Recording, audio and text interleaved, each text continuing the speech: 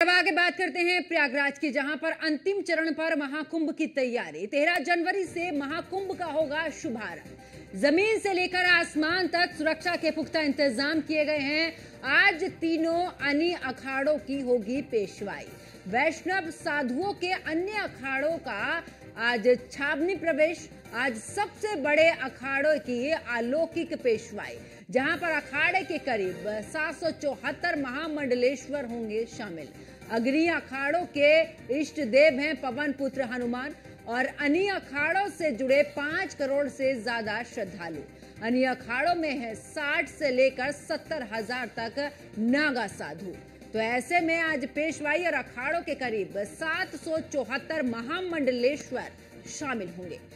अन्य अखाड़ों के इष्ट देव हैं और ऐसे में आस्था का महाकुंभ प्रमुख स्नान 13 जनवरी पौष पूर्णिमा पर और 12 फरवरी माघ पूर्णिमा पर और 26 फरवरी महाशिवरात्रि। तो आस्था का महाकुंभ और शाही स्नान 14 जनवरी मकर संक्रांति पर यह शाही स्नान और 29 जनवरी मौनी अमावस्या, इस पर भी शाही स्नान होगा। उसके बाद 3 फरवरी बसंत पंचमी पर आस्था का महाकुंभ में यह शाही स्नान। तो प्रमुख स्नान 13 जनवरी पौष पूर्णिमा से शुरुआत होगी। उसके बाद आपको बता दें कि एक के बाद एक 6 ऐसे स्नान रहेंगे जहां पर आस्था की डुबकी लगाई जाएगी। और आपको बता दें कि 14 जनवरी मकर संक्रांति पर भी शाही स्नान होगा।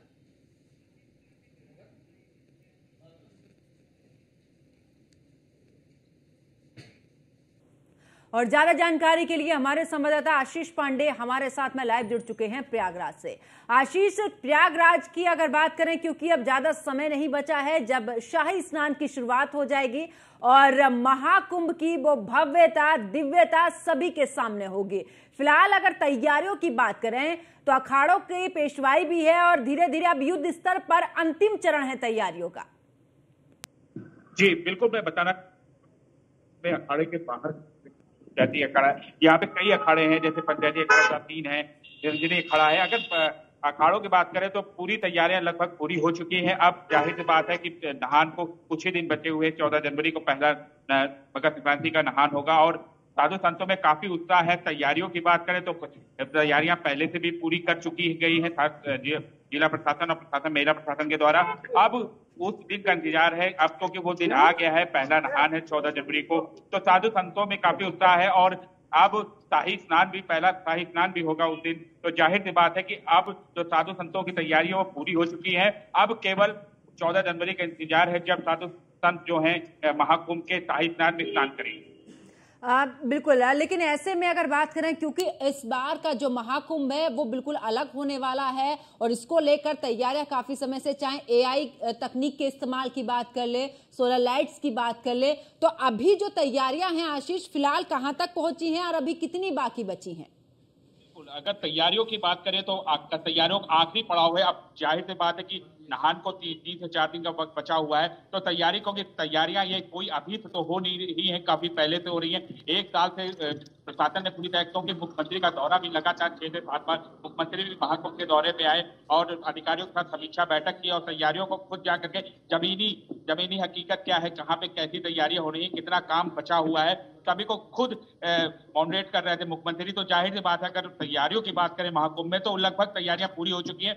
थोड़ी सी जो अंतिम उनको पड़ाव देना है वो चीजें बची हुई हैं। लेकिन अगर बात करें तो लगभग महाकुंभ की पूरी तैयारी हो जाएगी, क्योंकि स्नान बहुत नजदीक है। अभी मुख्यमंत्री का दौरा हाल में ही वो आए थे। बिल्कुल, वापस लौटेंगे आशीष और मोहसिन खान और पवन पटेल भी हमारे साथ में जुड़ चुके हैं। मोहसिन, आपके पास में आते हुए, क्योंकि तैयारियां तो काफी लंबे समय से है, अब क्योंकि बिल्कुल नजदीक आ चुके हैं हम महाकुंभ का, जब पहला शाही स्नान होगा, अभी फिलहाल वहां पर क्या कुछ स्थिति? देखिए पंकज, मैं आपको बता दूं कि इस वक्त मैं अखिल भारतीय वैष्णव तीनों अनी अखाड़े की पेशवाई में हूं। इस पेशवाई के मैं आपको भव्य और दिव्य दर्शन करा देता हूं कि यह अखिल भारतीय वैष्णव तीनों अनी अखाड़े की पेशवाई है, जिसमें श्री पंच निर्वाणी अखाड़ा है, श्री पंच निर्मोही अनि अखाड़ा, श्री पंच दिगंबर अनि अखाड़ा है। और ये जो आप देखेंगे कि ये इन अखाड़ों के निशान है जो धर्माचार्य अपने हाथों में संभाले हुए हैं। लाल रंग का जो निशान है वो श्री पंच निर्वाणी अखाड़े का है, और जो सफेद रंग का निशान है, जब सफेद रंग की धर्म ध्वजा फहरती है तो वो श्री पंच निर्मोही अनि अखाड़े का पहचान होती है। और इसके अलावा पचरंगा जो ध्वज होता है वो श्री पंच दिगंबर अनि अखाड़े की पहचान होती है। इसके साथ ही साथ जो तमाम यहाँ पर संत महात्मा है, साधु है, जो हाथों में अपने लेकर तलवार त्रिशूल चल रहे हैं, इस तरह से जो हैरत अंगेज बीच बीच में करतब कर रहे हैं। यानी कि ये एक उद्घोषक है, ये एक द्योतक है कि अगर अखाड़ों के अंदर जो साधु संत है, उन साधु संतों के हाथों में अगर एक हाथ में माला है तो दूसरे हाथ में भाला है।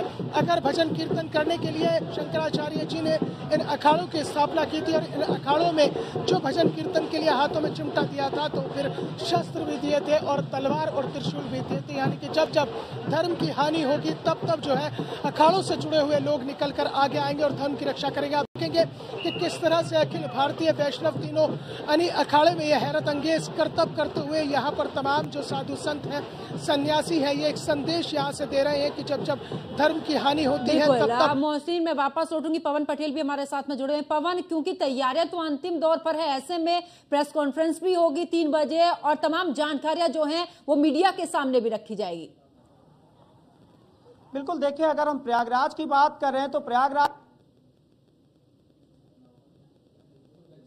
वो लगातार की जा रही है, क्योंकि आगामी 13 जनवरी से विश्व के सबसे बड़े धार्मिक मेले की शुरुआत होगी। हालांकि पौष पूर्णिमा का स्नान 13 जनवरी को, उसके ठीक अगले दिन मकर संक्रांति का शाही स्नान है, और जो तैयारियां हैं वो युद्ध स्तर पर लगातार की जा रही हैं।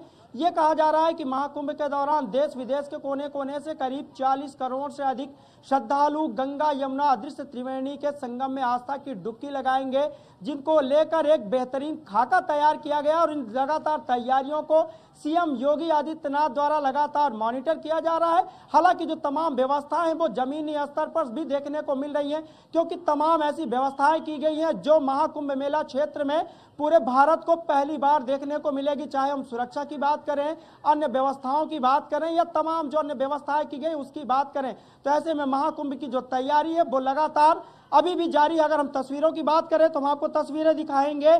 ये तस्वीरें प्रयागराज के संगम तट की है। हालांकि जो शाही स्नान है और जो महाकुंभ की शुरुआत है वो आगामी 13 जनवरी से होगी, लेकिन आपको यहाँ पर हजारों जो श्रद्धालु हैं उसकी भीड़ देखने को साफ तौर पर नजर आ रही होगी कि किस तरीके से प्रयागराज को धर्म आस्था और अध्यात्म की नगरी कही जाती है, क्योंकि यहाँ प्रतिदिन जो हजारों की संख्या में श्रद्धालु हैं वो आते हैं गंगा यमुना अदृश्य त्रिवेणी के संगम में आस्था की डुबकी लगाते हैं। और ऐसे में जो आगामी महाकुंभ है दिव्य भव्य सुरक्षित तथा डिजिटल बनाया जा रहा है। हालांकि इन्हीं सब तैयारियों को लेकर लगातार उत्तर प्रदेश सरकार द्वारा का दौरा बिल्कुल पवन, वापस लौटेंगे और आशीष हमारे साथ में बने हुए हैं। आशीष, क्योंकि आप किस जगह पर मौजूद हैं और आपके पीछे भी देख रहे हैं काफी भीड़ यहाँ पर नजर आ रही है, मतलब महाकुंभ की शुरुआत बस थोड़ा ही समय बचा है, लेकिन उससे पहले की तस्वीरें बहुत कुछ बयां कर रही हैं।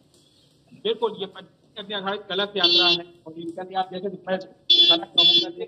यहाँ महिलाओं ने अपनी कलश किया है और देते हुए बात भी कलश है बजरंग बली हनुमान जी की अद्वितीय प्रतिमा और पवित्र संगम यात्रा का मेरा मुख्य उद्देश्य है पवित्र मिट्टी हम जो है अभी संगम क्षेत्र में ऐसे बॉक्स में रख कर जो भी भगत नहीं आ पा रहे हैं, जो भी लोग नहीं आ पा रहे हैं, उनके पास हम इस महाकुंभ के इस मिट्टी और लेते हुए हनुमान जी को हर एक जन जन के पास पहुंचाने का हमारा प्रयास। जैसे कि अखाड़ों के कलश यात्रा का महिलाओं ने अपने कलश रख करके एक यात्रा की, ऐसा अगर लोग बात करें तो महाकुंभ में इसी तरह के अलग अलग दृश्य हैं जो मनमोहक दृश्य हैं। अगर बात करें संगम नगरी प्रयागराज महाकुंभ का जो आयोजन है ये काफी भव्य है और आप इस तरह की यात्राएं जगह जगह पे बिल्कुल। आशीष, पवन और मोहसिन, आप तीनों सहयोगी मेरे साथ में जुड़े, आप तीनों का बहुत बहुत शुक्रिया।